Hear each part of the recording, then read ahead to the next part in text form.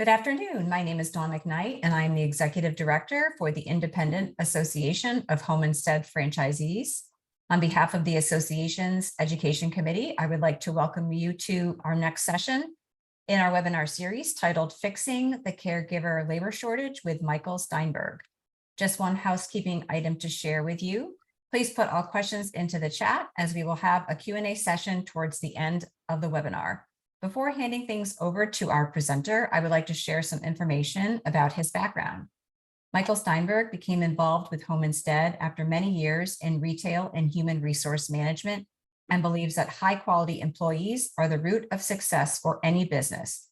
He began his senior care career at Home Instead Chicago, Illinois office before saying goodbye to the Windy City in order to open his own Home Instead franchise in Wichita. Michael holds a master's degree in human resource management and development from National Louis University in Chicago and a Bachelor of Arts in anthropology from the University of Texas in Austin. He is also a certified professional in human resources. Now I'm going to hand it over to Michael to begin the presentation. Hi, everybody. Thank you for joining me. This is something that is very interesting to me, but also stresses me out, as I'm sure all of you can sympathize with. And so something I've done quite a bit of research on that I wanted to share with you really is just sort of the entire problem with the caregiver labor shortage. And so we're going to focus on two main objectives. We're going to make sure that after this workshop, you understand the demographic trends that have led to the labor shortage, and identify potential solutions to improve safety and increase available caregiving resources. And there'll be some things that we as franchise owners can do. There'll be some things that we as franchise owners need to convince the government to do, and some things that we as franchise owners need to convince families to do. And so just any Google search of caregiver shortage produces results like this. And so it's all over the news. Just lots of places, nursing homes even closing because they can't find enough staff, let alone in-home care. And this is a trend that has been magnifying in recent years. Some of the shifts that we're seeing demographically, and some of these are good, some are bad.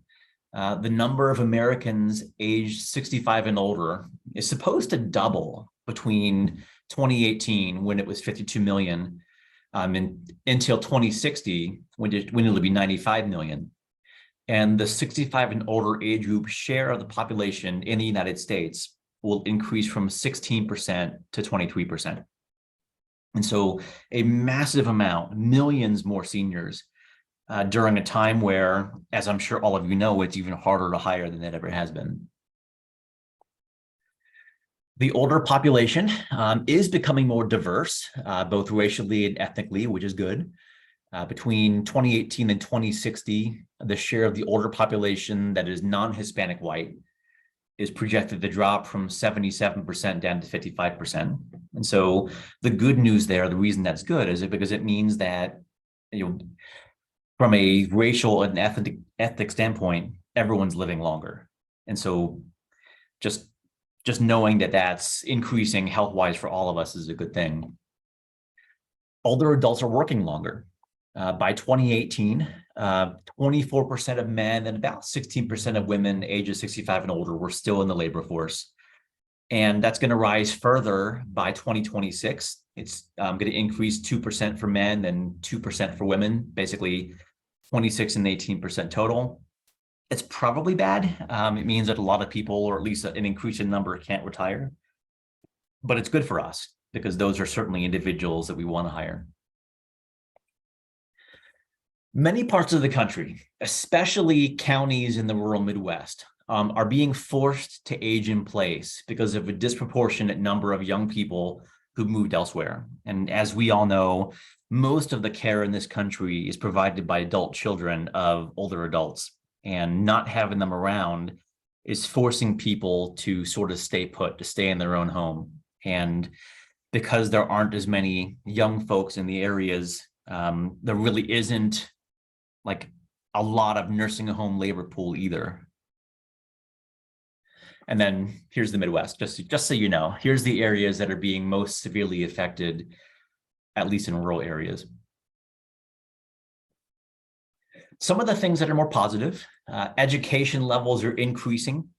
Among people ages 65 and older in 1965, only 5% of them had completed a bachelor's degree or more. And that's 29% now by 2018. And so, significantly more educated folks that are reaching retirement age. The average US life expectancy in 1950 was only 68 years. And in 2017, that is a 78.6 years is the average life expectancy. And the large reason for that is the reduction in mortality at older ages. People not dying as much from heart attacks or other cardiovascular disease, cancer, COPD, those things. The only major cause of death that's still increasing is Alzheimer's disease, since there is no cure for that. The gender gap in life expectancy is narrowing. In 1990, there was a 7-year gap in life expectancy between men and women. And by 2017, that gap was only 5 years. And so 76 versus 81. So good news for us guys. The poverty rate is also dropping in Americans age 65 and older. 50 years ago, it was 30% in 1966. And then today it's 9%. And so in terms of having the financial resources to be prepared to age in place, people are in much better shape if they can find someone to hire. Some of the things that are more challenging from a demographic standpoint. Obesity rates among ages 60 and older have been increasing. About 41% back in 2015, 2016, and it has not gotten any better since then. That's a pretty high number. There are still economic disparities across different population subgroups. 17% of Latinos and 19% of African Americans over 65 in the year 2017 were living in poverty, which is more than twice the rate among older non-Hispanic whites at 7%. And so there still is a divide there that needs to be reached. More older adults are now divorced compared with previous generations. The share of divorced women ages 65 and older increased from 3% in 1980 to 14% in 2018. And for men, it went from 4% to 11% during the same period, which means that all these older adults are being deprived of a spouse caretaker. And so once again, having to rely either on their adult children or paid help to be able to stay where they want to stay. 1/4, about 26% of women ages 65 to 74 lived alone in 2018. And that in the next age category from 75 to 84 increased to 39%. And then 85 and older, it's 55%. And so lots of older women living alone, which is pretty risky. The aging of the baby boom generation, it could fuel more than a 50% increase in the number of Americans aged 65 and older who require nursing home care. In 2030, it's going to be 1.9 million people who need to be in a nursing home compared to 1.2 million in 2017. In the next 6 years, I find it extremely unlikely that we will generate 700,000 more nursing home beds. If anything, that trend is decreasing. I think that we're seeing nursing homes configure themselves to have less beds. We're seeing nursing homes close. We're not going to be able to accommodate almost 1 million more older adults in nursing homes in 2030. And so the demand for nursing home beds will be simply overwhelming. Demand for elder care will also be driven by a steep rise in the number of Americans living with Alzheimer's disease, unless there's a cure. Right now, it's 5.8 million, and it's expected to more than double by 2050 to 13.8 million. And just like there aren't going to be 700,000 more nursing home beds, there's not going to be another 5 million caregivers to take care of these folks.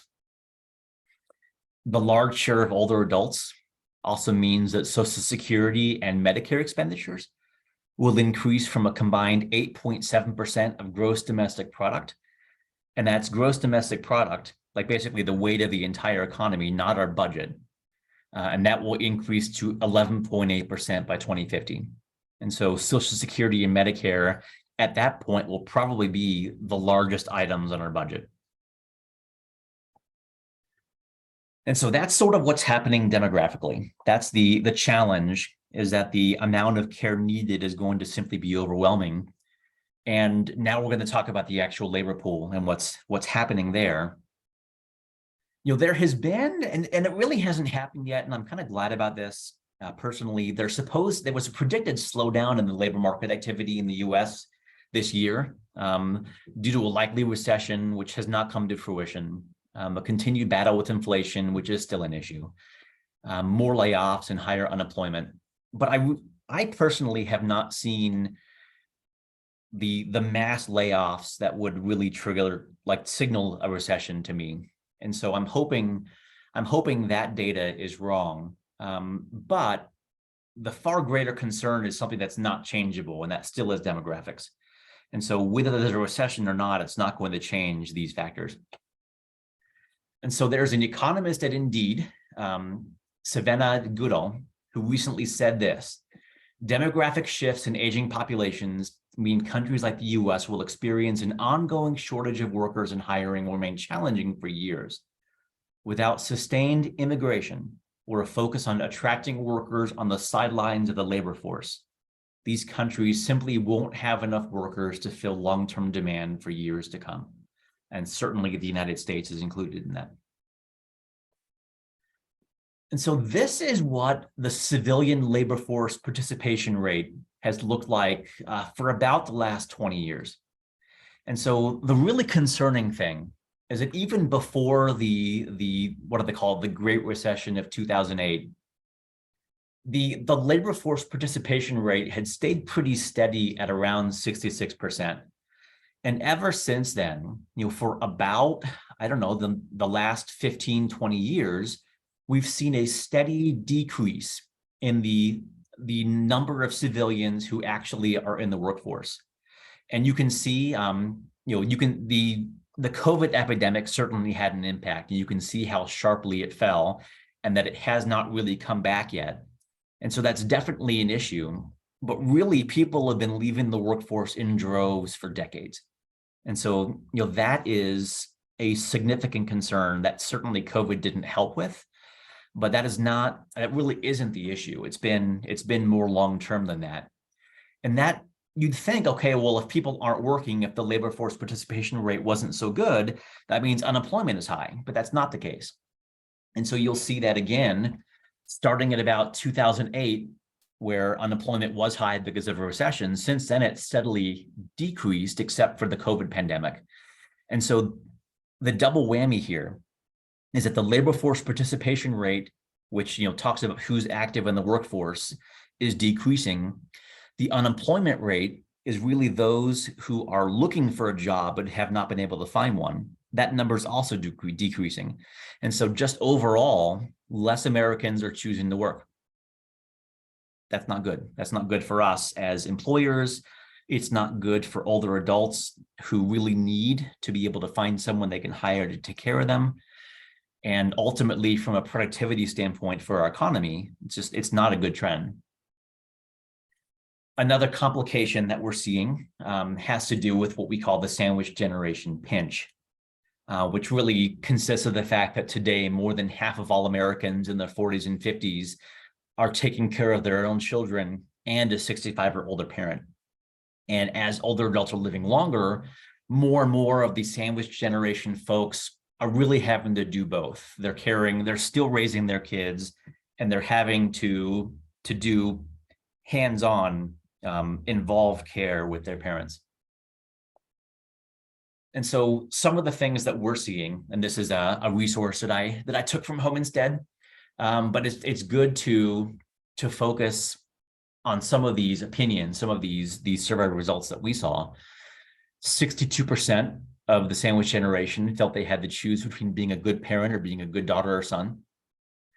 45% have cut expenses or shifted budgets to meet the responsibilities as a caregiver for a parent or in-law, either having to work less or basically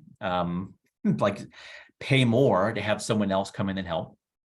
23% of sandwich generation caregivers have quit a job that made it too hard to be a caregiver. And 76% of working sandwich generation caregivers agree that people are more understanding about taking time off to care for a sick child than to care for a sick parent. And so people are being met with fairly unsympathetic views from their employer and are basically getting in trouble for having to take time off to care for their parents. 48% of working sandwich generation caregivers say their employer has warned them that their caregiving responsibilities are jeopardizing their employment. 59% of working sandwich generation caregivers feel they've been passed over for a promotion as a result of fulfilling caregiver responsibilities for an aging adult. And 59% didn't know where to turn or how to ask for help or to find relief. And so just overall, these folks are not in a very enviable position where on one hand, they have conflicting responsibilities, and on the other are basically under active pressure by their employer to either stop working or to basically let their parents drift in the wind. And so there's a lot that we can do there as, I guess, as responsible citizens in terms of encouraging the government to recognize that just like there's maternity leave, there needs to be some recognition that older adults are the responsibility of many of their employees too. And so that really what's happening, the reason I mentioned the sandwich generation in particular is because in essence, family caregivers are already doing as much as they can to help their loved ones. And so what I hear a lot when I'm out there talking about these trends is that people need to step up and do more for their parents. And that's not realistic. They're already doing tons of care. And that's not something that we can really realistically expect to increase. Their careers are at risk already. And so then the question is, okay, well, what do we do? What does that leave us? What are the options available as business owners, as employers, as citizens? What can we do about this? And so there's stuff the country can do, and then there's some things that we can do. And I'm going to talk about those in turn here. But first, I want to go over a case study because this is something that I thought was going to be a bigger deal than it really turned out to be. But whenever I think about the labor shortage and how hard it is to find qualified caregivers, I think, well, why can't we just have robots do this? They're doing everything else. AI is taking over. Amazon warehouses have tons of robots working with them. Why can't nursing homes and in-home care have that? And so, especially in Japan, people are in love with robots. And the assumption in Japan was that this is going to be a natural solution to the problem of elder care, that robots would be the way to go. And in part, that's because Japan has extensive expertise in industrial robotics. They've led the world for decades in humanoid robot research. And at least on the surface, many Japanese people accept that. They're okay with the idea of interacting with robots in everyday life in a way that we in the United States really aren't. However, it didn't work. This was a failure. This experiment, these several experiments were failures.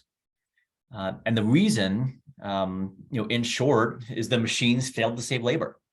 The care robots themselves required care. They had to be moved around, maintained, cleaned, booted up, operated, and repeatedly explained to residents. They had to be constantly monitored during use and stored away afterward. And so there's some evidence from other studies that found that having robots involved created more work for caregivers, not less. And then, the inventor himself claimed that it was not a solution to the problems facing the care industry in Japan. He said migrant labor was a better answer. And that's really important for us too. And so, I put this up here ironically. Ask not what your country can do for you, ask what you can do for your country. Because what we can do for our country is ask our country to help. Because the country needs to do stuff to make it easier to address the labor shortage. And then there are things as franchisees and business owners that we can do too. And so first of all, education and training. By providing individuals with the necessary skills and qualifications, we can increase the pool of qualified caregivers. And I don't mean like we can do it, I mean the country can do this. We could offer with some taxpayer dollars, because ultimately it would save us in Medicare and Social Security fees, certification courses, on-the-job training, apprenticeships that can help individuals gain the skills, knowledge they need, provide quality care. It's probably not realistic to expect employers to do this on their own, because we really have to motivate people to enter the workforce in the first place. And if there was free training, the fact that someone has to pay thousands of dollars to become a certified nurse aide during a time where we have such a critical labor shortage is a little sad, when the reality is that I think the government should be helping prepare these folks to work. Something else we could be doing, or could be helping the government offer, would be flexible work arrangements. Basically, offering more flexible arrangements to attract more individuals to the caregiving profession. And that could be part-time or freelance positions, flexible scheduling, remote work options, mainly accommodating caregivers' needs, like scheduling around their family obligations. We could get more, a wider range of candidates to the field. And so that's something we can do that would help quite a bit, is just being a little more flexible and maybe having our clients be a little more flexible with the schedule. Incentives and benefits. This is still an industry where in nursing homes or in-home care, the benefit packages just aren't that great. And so providing some incentives and benefits could also help attract and retain caregivers. And that could be healthcare benefits, retirement plans, paid time off, offering bonuses for exceptional work, providing opportunities for career advancement, recognizing outstanding performance. Those are all things that could boost caregiver satisfaction and retention. There was an AI study that I remember seeing. It was piloted, but I don't think Home Instead ever really did anything with it. But it basically identified turnover trends. And it was really just they fed the data into AI, and the result they got surprised them. But the number one factor in terms of a caregiver quitting their job was the distance they had to travel to work. And the second factor that was most relevant to them quitting was the number of clients they had to see in a week. And so that's something else we could do to really simplify things, is to recognize that we can throw money at folks, we can offer benefits, but if in the end they can't be satisfied with their job because they're being run ragged and having to drive 30 to 40 minutes per shift, they're going to quit and find something else or not work. Technology and innovation could also be really key for us here. It can help bridge the gap in the labor shortage for elderly caregivers. Smart home devices, telemedicine, other technological solutions can make caregiving more efficient and effective. It can reduce the workload on caregivers and make the profession more attractive to potential candidates, not just robots. And some of this stuff is covered by Medicare, but not enough. It really should be very possible to have these kinds of technological devices in the home for, really sort of like a universal standpoint. And then the most important thing, the thing that I can't emphasize enough, is that it must become easier to utilize immigrant labor to address a shortage, because there are folks who want to work, they just don't live here. And like on one hand, it's very difficult that we can readily see that there's a labor shortage and that it's getting worse and that Americans are leaving the workforce. And at the same time, to be very anti-immigration. And so this really is what most of my research has shown to be the real solution here, is to make it much easier to utilize immigrant labor. And so I want to stop there for a second and answer any questions or engage in comments and feedback before I talk about the next part. Thanks, Michael. That's great. Yeah. If anybody has questions, if you go ahead and put them in the chat now. I'm not seeing any at the moment. So if you've got a burning question, this is the time to pop it in there.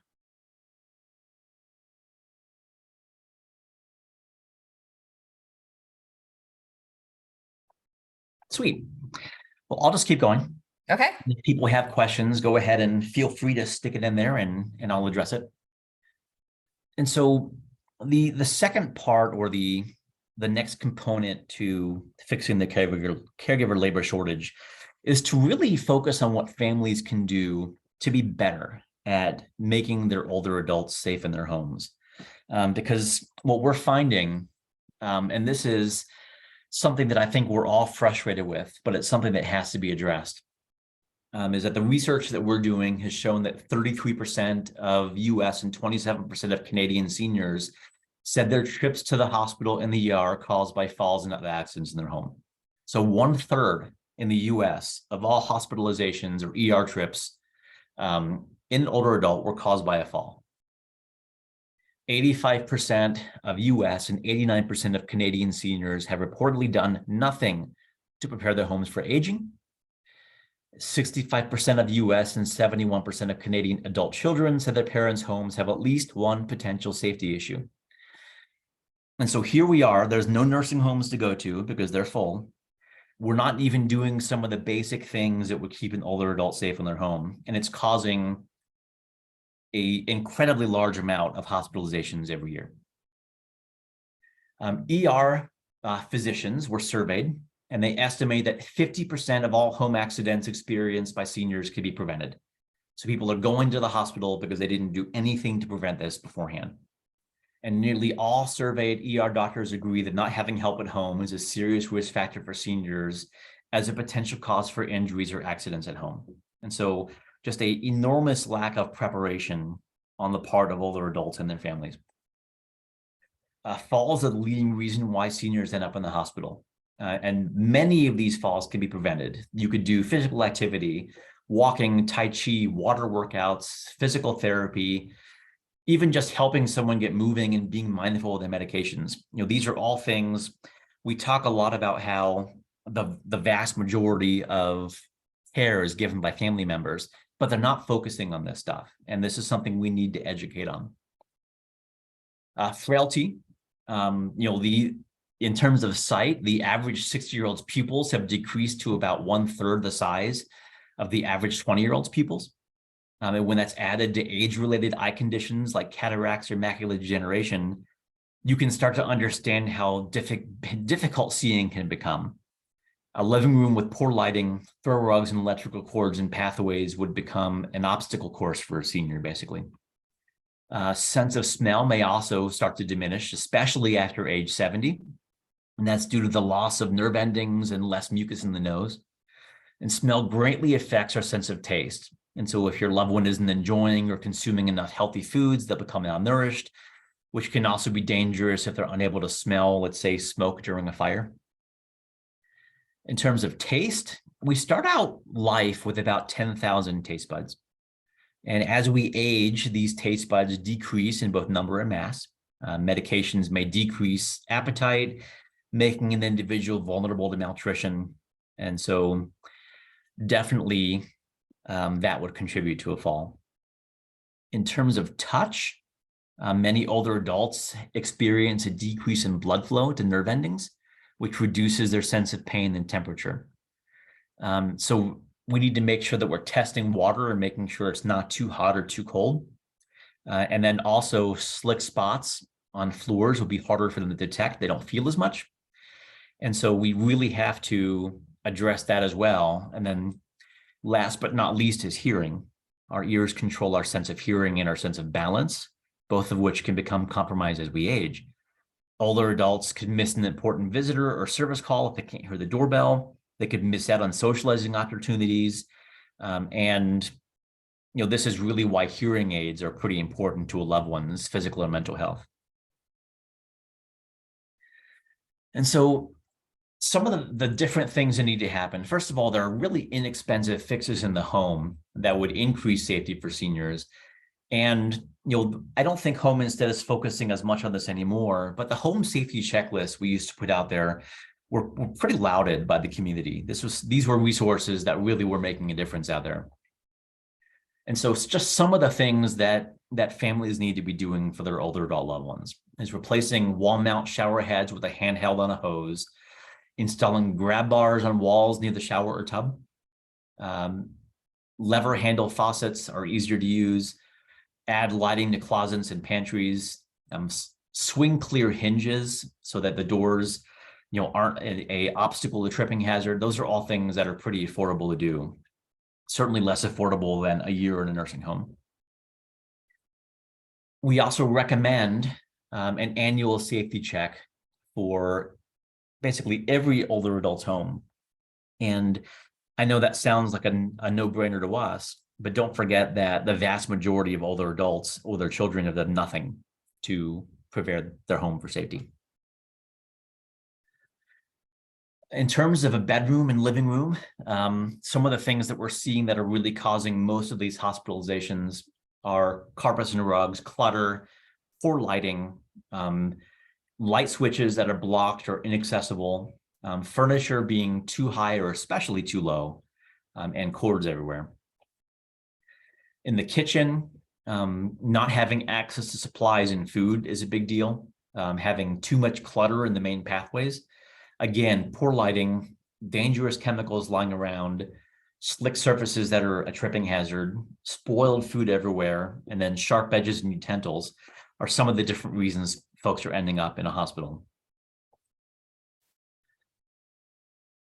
In terms of the bathroom, some of the biggest things that we're seeing that are putting people in the ER are loose towel and curtain rods, the floor surface being uneven, tub and toilet heights being inappropriate for an older adult, temperature, having a water heater that is turned up too high that can cause scalding burns, and access to supplies and medications.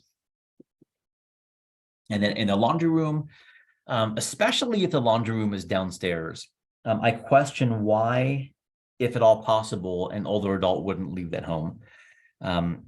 Really ground floor, zero floor living is preferable if someone's going to age in place, because carrying laundry up and down the stairs probably results in most of the falls that send someone to the ER. In terms of the garage and the yard, really focusing on steps and handrails, trash, tools, and chemicals, the driveways and sidewalks being clear of weeds and cracks, and then making sure that there's either a doorbell or a knocker that they can use to hear when someone's at their front door.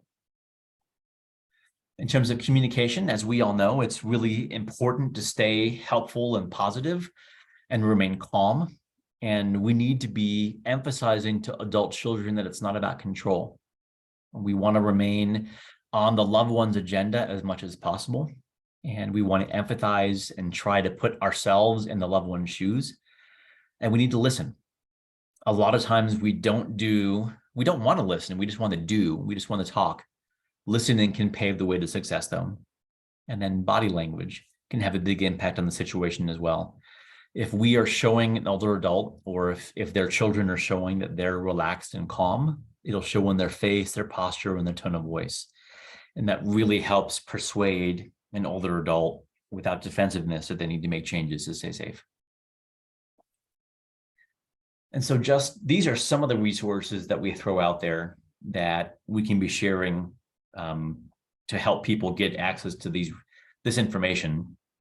But then the last thing I want to talk about is it's a term Homestead came up with, and I haven't really seen it used a lot. I found it buried on the hub, but it's called an aderoscopy. And the problem is that almost half of US adults have not had end-of-life planning conversations with loved ones. And what bothers me about this is that Home Instead has been utilizing public education programs for years to discuss this information gap and the lack of planning, and it really has not moved the dial. This is really something we need a government effort toward, because billions of dollars of unnecessary medical care is given to someone who didn't even want it in the first place because they never made their wishes known. And so 45% of Americans report that they have not talked with their loved ones about how they would like to spend their final years by discussing topics such as long-term care or end-of-life plans. How people have said that COVID-19 made them rethink this a little bit. 48% of adults report the coronavirus pandemic has made them more likely to have end-of-life planning conversations with their loved ones.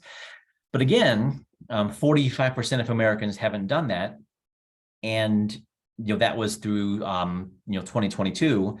Previously, it had been like 69% in the surveys that we've seen. And so the COVID pandemic scared people, but not enough, because still about half of folks are not having these conversations. 1 in 6 Americans would rather have a colonoscopy than discuss end-of-life plans. 15% of Americans report they would rather have a colonoscopy than talk about end-of-life plans. So they'd rather be sedated and have a tube shoved in their rear end than talk about what they want in their final years. And so we have to find a way to change the conversation around that to get people to have these conversations more often. The majority of Americans have said that discussing giving up driving with older loved ones is harder to discuss than sex. 53% of Americans believe it is harder to have a discussion with older loved ones about the decision to give up driving than to discuss relationships and sex with them. That's a problem. Like as a relatively squeamish population, we have to get over it. We have to be able to have these conversations because the country literally cannot afford not to. And so the term elderoscopy was really just sort of a humorous way to indulge in a difficult and serious conversation.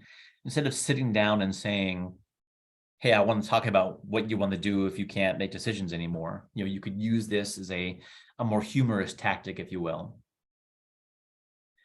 And so, the questions that basically help you conduct an elderoscopy are asking things like, where would you like to live out your senior years? What lifestyle do you desire as you grow older? How do you plan to stay healthy as you age? If you find yourself single, what will you do? How do you see yourself getting around if you can no longer drive? And how do you want your final years to look for you and your family? Are all really important things to ask. And so that's sort of, is it in the nutshell in terms of what we can do. We can make it easier for immigrants to work in this country. We can offer more benefits in government-sponsored training. We can address the sandwich generation to help people not be forced out of the workforce because they have to care for an older adult. And we have to do, both as business owners and as a society, a much better job engaging older adults in conversation and helping them prepare their homes to be somewhere they can age in place.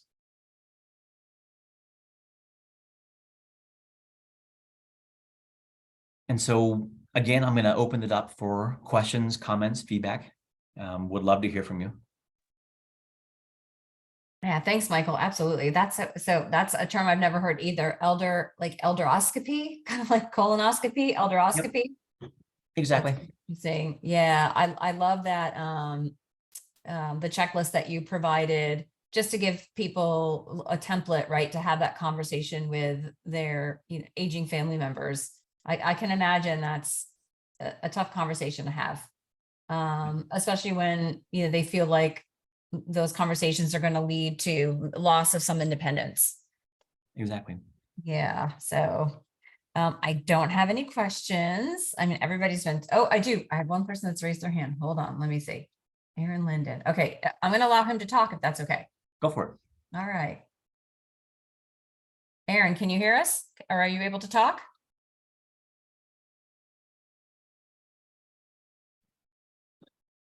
Yeah, I'm sorry. I must have accidentally hit that. My apologies. Well, now you have to ask a question. You have to ask a question, yeah. Well, I'll just say thank you for presenting. How's that? Awesome, thanks. Yeah, of course.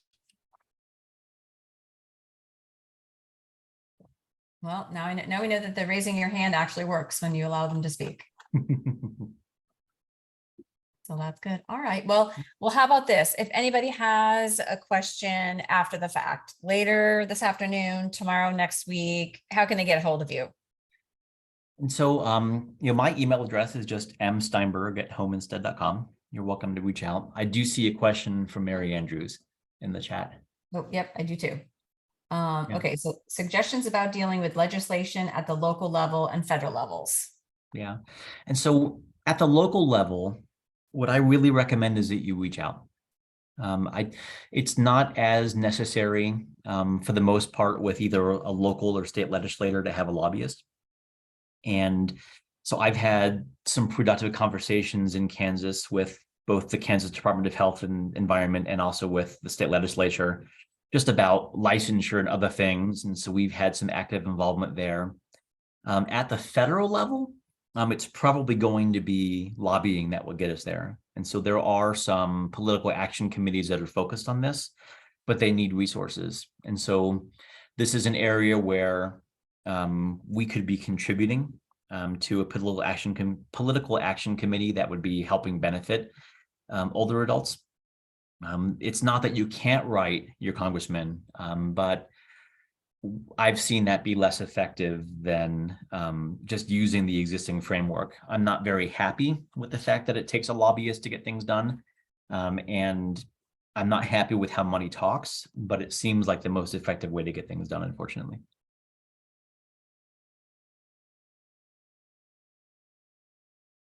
So is that something the association can have, kind of initiate some of those conversations, like some of the recommendations you gave on the federal level? I mean, honestly, yeah. I think that we'd have to look at what qualifies a political action committee, like if that's something we could do, or if it would really just be something that we would contribute to. And so it could be that we find a PAC and form a relationship with them. And I think before we used association resources for something like that, we'd probably put it to a vote to see if this is what association members want some of their dues to go toward. But it Yeah. certainly would help move the dial. Absolutely. Sure, sure. Okay, and there are those resources. I understand the financial piece of it, but is it also kind of having like volunteers work with the PAC?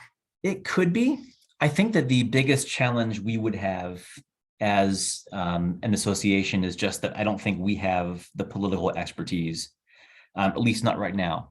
But that would actually be a very interesting committee to form, would be to find someone who has some experience in that world and could help us get a hold of either state or federal legislatures and, and have conversations with them that are productive. Mm-hmm. It's the kind of stuff that I think Home Instead was doing a lot of, and we really aren't anymore. Not as a franchise organization anyway. Okay, gotcha. All right, let me see. Yeah, I didn't see any other questions come in. So that's great. I'm glad you gave everybody your email address so they can reach out to you if they have questions after the fact. So then I'm just gonna, I guess we'll just kind of move towards the end here. And I'd like to thank you, Michael, for spending the time with us this afternoon, sharing your knowledge and expertise with our members on fixing the caregiver shortage. And I want to thank everybody who attended. We really appreciate you attending these webinars. I mean, we do them for the members, so we're happy that you're here, and we'll be putting out some more emails about topics to come in the future. So just keep an eye on that. And I hope everybody has a fantastic rest of your day. Thanks, everybody. Everybody, bye-bye.